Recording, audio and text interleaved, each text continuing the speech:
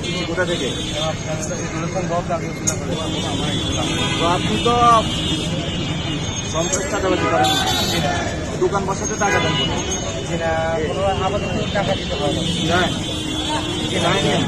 আচ্ছা, দিন না, ব্যবসা হালাল, হালালভাবে থাকবেন খাবেন এবং আমাদের এই জেনারেশনে পড়াশোনা শেষ করে ভালো চাকরি করবেন।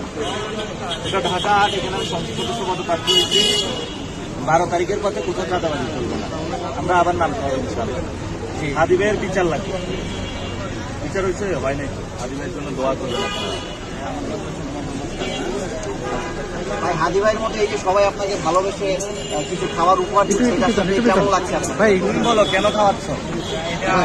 আমার মন থেকে খাওয়াচ্ছি। মন থেকে খাওয়াচ্ছে। এখন কেউ যদি আপনাদের কোথাও আপ্যায়ন করে আপনাদের নিষেধ করতে পারেন না নাকি? ছোট ভাই বড় ভাইদেরকে খাওয়াচ্ছে, ইনশাল্লাহ আমরা ঐক্যবদ্ধভাবে লড়াই করবো।